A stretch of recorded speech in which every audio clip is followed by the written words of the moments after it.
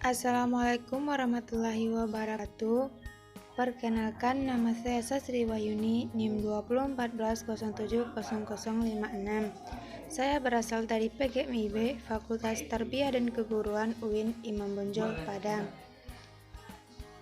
Baiklah, pada kesempatan kali ini saya akan mencoba menjelaskan tentang langkah-langkah dan cara mengajar matematika dasar di SD dan MI. Materi yang pertama yaitu pengenalan bangun ruang, limas, dan kerucut. Yang pertama, limas persegi panjang. Media yang diperlukan yaitu limas atau kerangka limas persegi panjang yang terbuat dari kawat, karton, plastik, atau kayu, dan benda-benda di sekitar yang berbentuk limas. Kegiatan pembelajaran yaitu, baik secara berkelompok atau perorangan, siswa mengamati bangunan limas yang telah disiapkan. Kemudian guru memberikan pertanyaan. Berapa jumlah sisi limas? Berapa jumlah rusuknya? Bagaimana bentuk sisi alasnya? Bagaimana bentuk sisi tegaknya? Kemudian siswa mengamati bangunan dan menghitung sendiri. Jawaban yang diharapkan yaitu limas mempunyai 5 buah sisi, 8 buah rusuk, sisi alas limas berbentuk persegi panjang, sisi tegak limas berbentuk segitiga. Nah, setelah melakukan kegiatan pengidentifikasian limas persegi panjang tersebut, siswa ditugaskan menuliskan ciri-ciri prisma segitiga dan limas persegi panjang dalam bentuk tabel. Berdasarkan tabel tersebut, siswa diberikan serangkaian pertanyaan. Yang pertama, apa persamaan antara prisma segitiga dan limas persegi panjang? Apa perbedaan antara prisma segitiga dan limas persegi panjang? Dengan membaca tabel yang telah mereka buat, maka siswa diharapkan dapat menjawab bahwa keduanya memiliki jumlah sisi yang sama, yaitu sebanyak 5 sisi, dan perbedaannya terletak pada jumlah rusuk dan bentuk sisinya. Lakukan kegiatan di atas pada bangunan limas persegi panjang maupun limas persegi dalam ukuran yang berbeda, agar siswa yakin bahwa setiap bangunan limas memiliki ciri yang sama. Kemudian, guru dan siswa menyimpulkan hasil pengamatan pada bangunan limas. Limas memiliki 5 buah sisi, 8 buah rusuk, alas limas berbentuk persegi panjang, memiliki 1 buah titik puncak, dan sisi tegak limas berbentuk segitiga. Dan selanjutnya, untuk mengetahui sejauh mana pemahaman siswa tentang konsep limas persegi panjang ini, siswa diperintahkan menyebutkan benda-benda yang berada di sekitarnya yang berbentuk limas. Kedua, selanjutnya siswa memilih benda-benda yang termasuk limas persegi panjang dari beberapa bangunan yang tertera di gambar. Untuk pembinaan keterampilan dilakukan dengan memberikan tugas pada siswa untuk membuat jaring-jaring limas, kemudian membentuknya menjadi bangunan limas yang utuh. Baiklah, selanjutnya kita masuk kepada kerucut. Media yang dibutuhkan adalah kerucut yang terbuat dari karton, plastik, atau kaleng, benda-benda di sekitar kita yang berbentuk kerucut. Kegiatan pembelajarannya yaitu secara berkelompok atau perorangan, siswa mengamati bangunan kerucut yang telah disiapkan. Kemudian, kita akan memberikan pertanyaan kepada siswa. Berapa jumlah sisi kerucut? Berapa jumlah rusuknya? Bagaimana bentuk sisi alasnya? Dan bagaimana bentuk sisi atasnya? Siswa kemudian mengamati dan menghitung sendiri. Jawaban yang diharapkan, kerucut mempunyai 2 sisi, yaitu sisi alas dan selimut. Memiliki 1 buah rusuk, sisi alas kerucut berbentuk lingkaran. Kerucut tidak memiliki sisi atas, melainkan titik puncak. Kemudian bandingkan bangunan kerucut dengan bangunan tabung dan mintalah siswa untuk mengamatinya. Selanjutnya, kita akan memberikan pertanyaan kepada siswa. Apa persamaan antara kerucut dan tabung? Apa perbedaan antara kerucut dan tabung? Dari pengamatan siswa, Kita mengharapkan jawabannya yaitu keduanya memiliki sisi alas yang berbentuk lingkaran, dan perbedaannya yaitu terletak pada tabung memiliki sisi atas, sedangkan kerucut memiliki titik puncak. Bentuk sisi tegak kerucut dan tabung juga berbeda. Nah, lakukan kegiatan di atas pada bangunan kerucut dengan ukuran yang berbeda, agar siswa yakin bahwa bangunan kerucut memiliki ciri yang sama. Kemudian kita dan siswa melakukan penyimpulan hasil pengamatan yang telah kita lakukan, yaitu kerucut memiliki dua sisi, satu buah rusuk, alas kerucut berbentuk lingkaran, dan kerucut memiliki satu titik puncak. Nah, untuk mengetahui sejauh mana pemahaman siswa tentang konsep kerucut ini, siswa diperintahkan menyebutkan benda-benda yang berada di sekitarnya yang berbentuk kerucut. Kemudian, siswa memilih benda-benda yang telah kita siapkan yang berbentuk kerucut dari berbagai bangunan ruang yang telah kita sediakan tadi. Untuk pembinaan keterampilan dilakukan pemberian tugas pada siswa untuk membuat jaring-jaring kerucut, kemudian membentuknya menjadi bangunan kerucut yang utuh.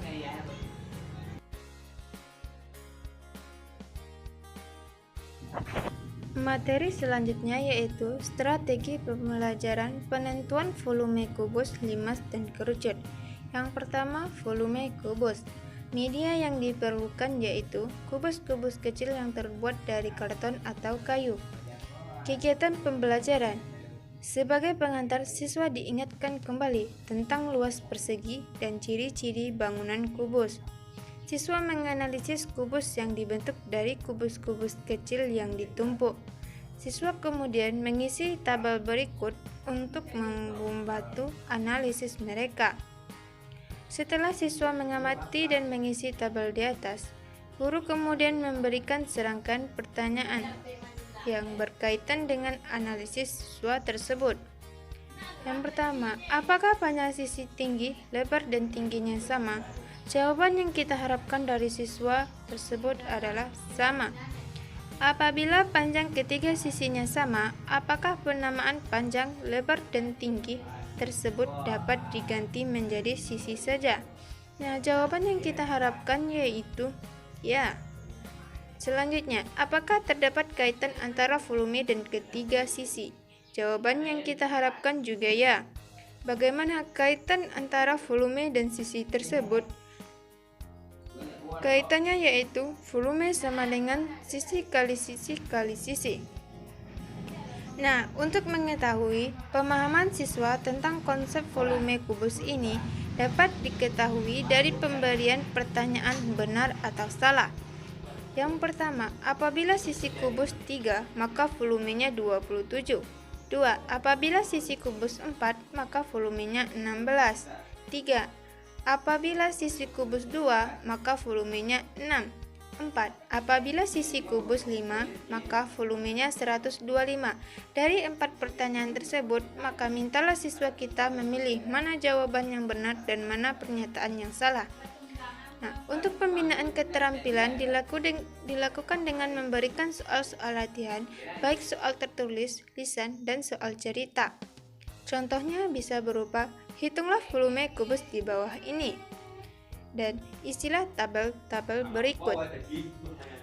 Selanjutnya kita masuk kepada volume limas. Nah, media yang digunakan yaitu prisma atau limas pasangan yang terbuat dari kayu atau karton. Benda yang dapat ditakar seperti beras, pasir, atau kacang hijau. Kegiatan pembelajaran yaitu guru kemudian akan menunjukkan perbandingan volume limas terhadap volume prisma. Mula-mula, isi prisma dengan beras atau pasir sampai penuh. Selanjutnya, tuangkan isi prisma pada limas. Hitunglah perbandingan volume prisma dibandingkan dengan limas. Nah, dari hasil peragaan diharapkan volume prisma sebesar 3 kali volume limas.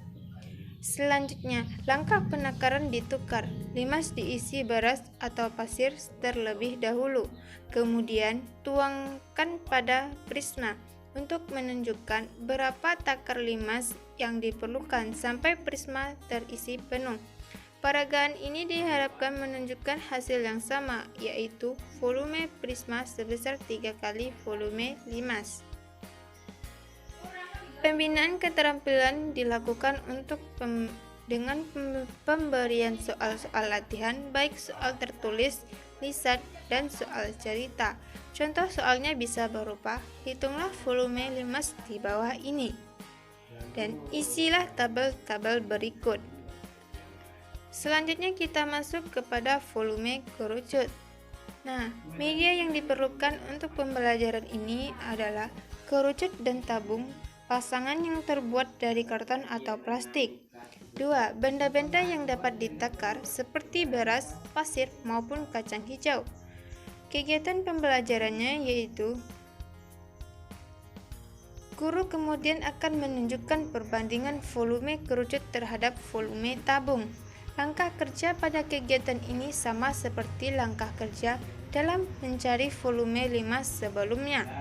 Mula-mula, tabung diisi beras atau pasir sampai penuh. Selanjutnya, tuangkan isi tabung pada kerucut. Untuk menghitung perbandingan volume tabung dibandingkan dengan kerucut. Dari hasil peragaan diharapkan bahwa volume tabung adalah 3 kali volume kerucut. Nah, selanjutnya, langkah penakaran ditukar. Kerucut diisi beras atau pasir terlebih dahulu, kemudian dituangkan pada tabung untuk menunjukkan berapa takar kerucut yang diperlukan untuk tabung terisi penuh. Peragaan diharapkan menunjukkan hasil yang sama, yaitu volume tabung sebesar 3 kali volume kerucut. Pembinaan keterampilan dilakukan dengan pemberian soal latihan, baik soal tertulis, lisan, dan soal cerita. Bisa contoh soal berupa, hitunglah volume kerucut di bawah ini, dan isilah tabel-tabel di bawah ini.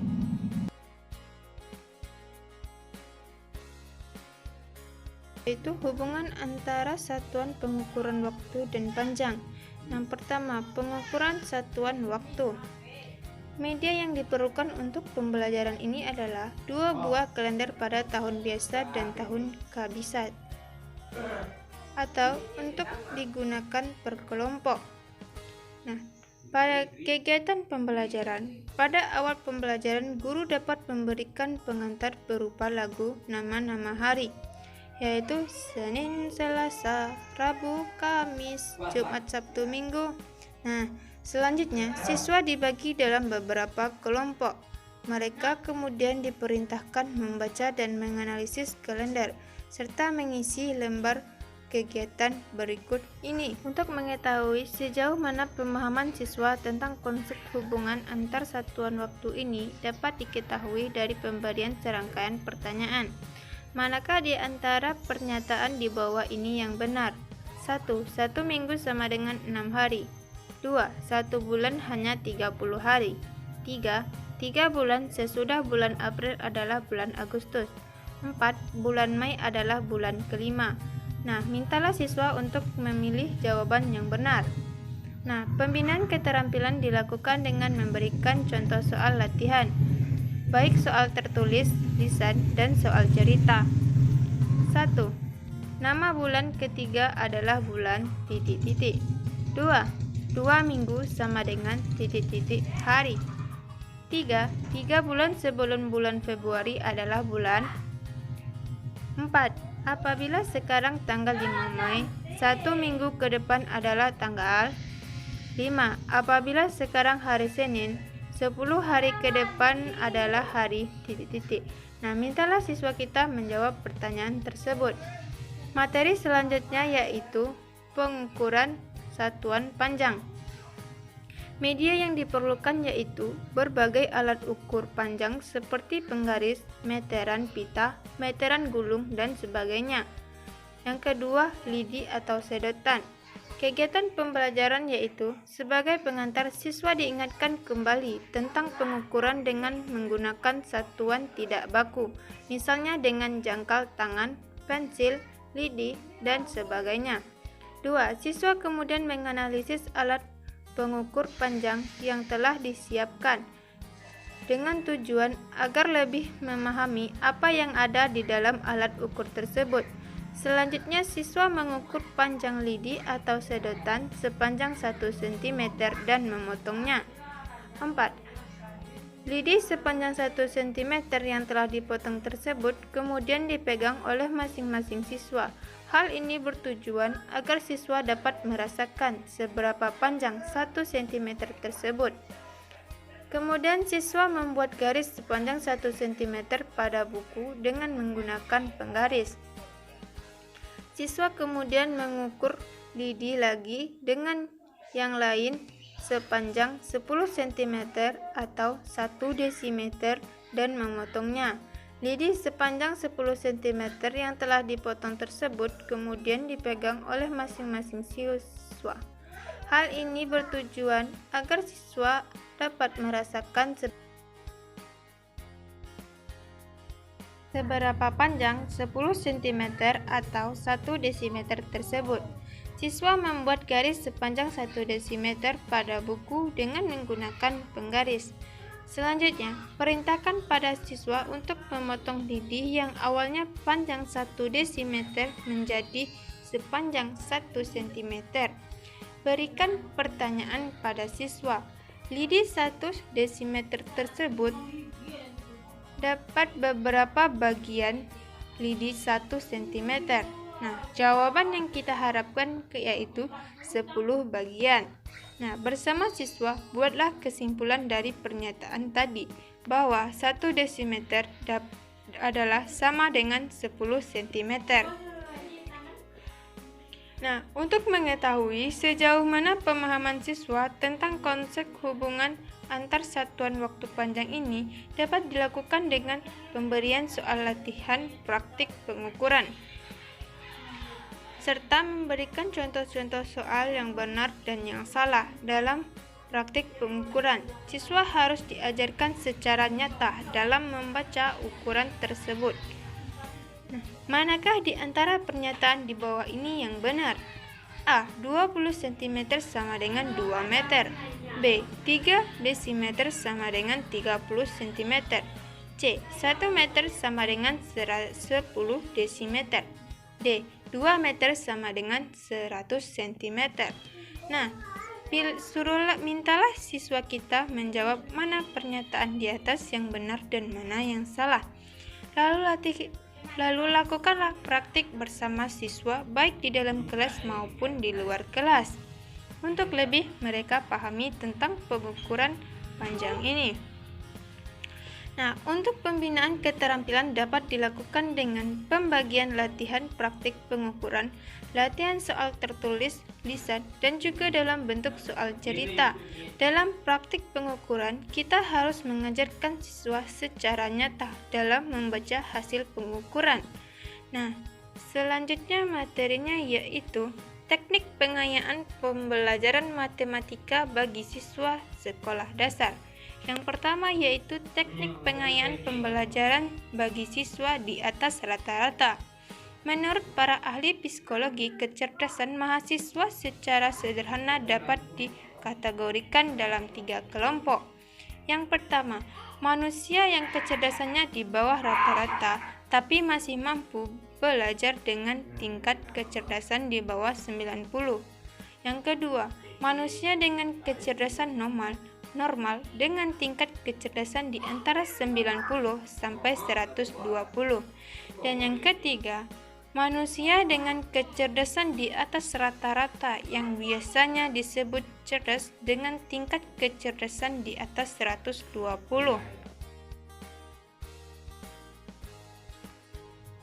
Menurut Posamental dan Stapleman 1990, ada 3 cara pemberian pengayaan untuk bisa memfasilitasi siswa dengan kecerdasan di atas rata-rata.